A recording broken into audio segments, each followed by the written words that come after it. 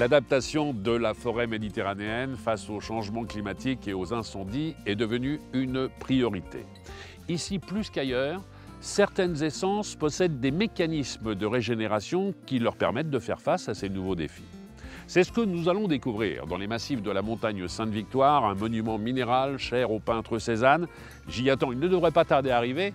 Gérard Gauthier, il est architecte mais également propriétaire forestier. Il est accompagné de Christian Delavet, c'est le maire de Saint-Antonin-sur-Bayon. Ah, un pin d'Alep, adolescent. Mais un tout petit pin d'Alep, et là il y en a encore un peu plus jeune.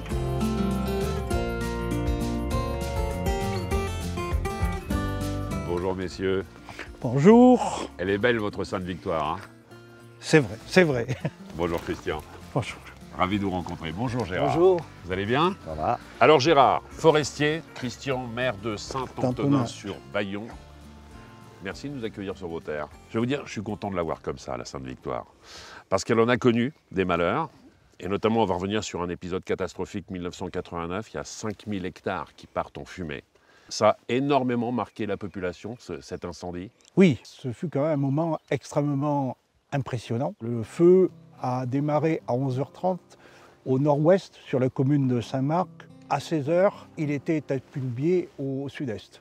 Alors après, il y a toute la période de la reconstitution de la forêt. Ça va forcément prendre du temps. Qu'est-ce qui a été fait ici, dans un premier temps? Après le feu, lorsque les habitants se sont réveillés, en fait, ils ont été devant un paysage, comme vous avez dit, lunaire, calciné, à perte de vue. Il y a eu une première période, je dirais, où ils ont subi. Et puis, tout d'un coup, il y a eu une volonté de faire quelque chose. Si je dis un réveil citoyen, ça correspond à ça? Un réveil citoyen, exactement. Un peu ça. On peut dire un réveil citoyen. Tous les gens ont dit, on ne peut pas laisser la Sainte-Victoire dans cet état-là. Il faut qu'on retrouve le plus tôt possible notre Sainte-Victoire qu'on a connue. Mais il y a eu un élan considérable, c'est-à-dire que la population, les écoles aussi, tout le monde s'y est mis et oui, tout le monde est venu à un moment donné planter. Au début, on a cru au génie de la plantation. Oui. En fait, le génie de la plantation, il n'a pas été très efficace, puisque certains disent que la plantation, le succès de la plantation, c'est à 1-2%. Mais par contre, l'enthousiasme va être là. Et il faut peut-être un peu oublier cet échec des plantations et retenir ce qui a été un succès. Avant le feu, on avait un regard extrêmement protectionniste, conservateur, ne toucher à rien. Après le feu de Sainte-Victoire, on s'est rendu compte qu'il fallait quand même, pour que cela ne se renouvelle pas, il fallait faire des choses. Et qu'il fallait notamment avoir une défense contre l'incendie d'un meilleur niveau, peut-être mieux organisée. Alors je vais rester comme vous, avec un discours positif justement sur ce qui s'est passé après, mais je vais m'adresser à l'expert du végétal, pour revenir justement sur cet épisode de plantation. On l'a dit, à peu près 90% de ce qui avait été planté, finalement n'a pas survécu. Comment est-ce qu'on peut expliquer ça ? Alors il faut savoir que dans les années 89-90, on était encore à une époque où la plupart des gens, ou la majorité des gens, estimaient que le pin d'Alep était un arbre qu'il fallait éradiquer. Oui. Parce que le pin d'Alep, il émet de l'essence qui est inflammable et que, effectivement, à la moindre étincelle, c'est une catastrophe. Or, c'était mal connaître cet arbre. Et surtout, on s'est aperçu que c'était l'arbre emblématique du pays, mais c'était un arbre autochtone, c'est un arbre qui avait l'habitude de ce climat méditerranéen. Et le pin d'Alep, il a une très forte résilience pour effectivement combattre cette sécheresse de l'été. Et on s'est aperçu depuis cette époque-là que le pin d'Alep, il avait toute sa place dans notre région. On a planté effectivement des milliers d'arbres. Beaucoup de gens qui disaient à l'époque qu'il faut reconstituer notre colline provençale avec des chênes verts ou des chênes pubescents.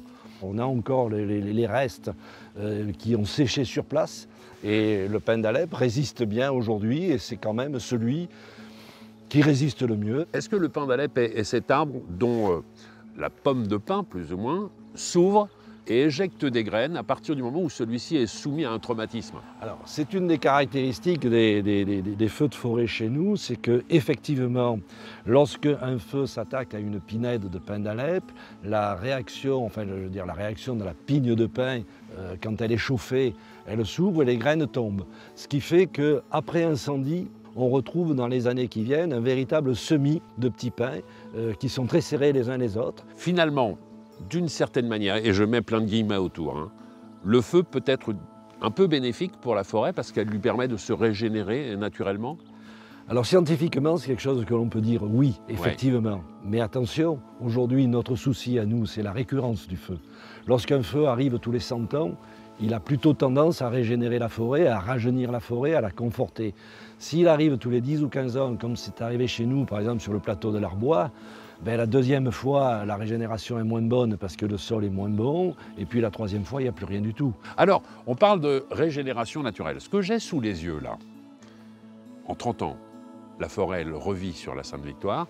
Là, on est purement sur de la régénération naturelle, mais accompagné par des forestiers. La régénération naturelle, ce n'est pas un acte de non-gestion. Oui. C'est une manière de gérer la forêt qui se développe de plus en plus, et pas que chez nous.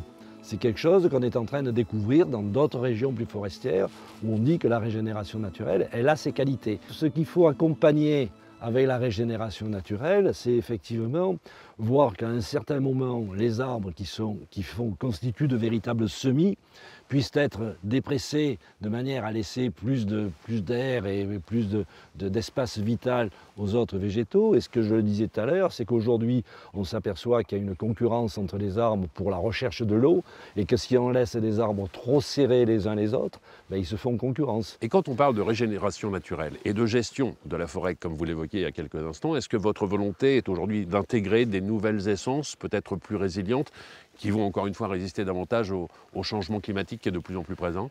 On a une expérience, on est en train de travailler sur un sujet qui est le cèdre du Liban. On en a planté beaucoup dans les années 2000, 90-2000, lorsqu'il y a eu un certain nombre de feux dans la région aixoise, qui se sont plutôt bien développés.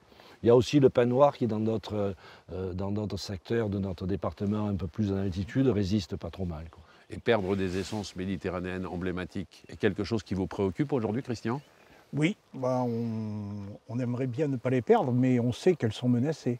Si on regarde aujourd'hui sur le chêne blanc ou chêne pubescent, on a quand même des signes extrêmement probants de dépérissement. Soyons optimistes, votre Sainte-Victoire est toujours très très belle. La forêt se porte bien. Il y a juste une chose qu'il faut savoir, c'est que si Cézanne revenait dans les environs, il ne peindrait pas la même Sainte-Victoire. Oui, il faut tourner la page de la Sainte-Victoire de Cézanne. Mais bon, la Sainte-Victoire d'aujourd'hui, à mon avis, est tout aussi intéressante que celle de Cézanne. Merci beaucoup, Christian. Merci. Merci à vous. Merci Gérard.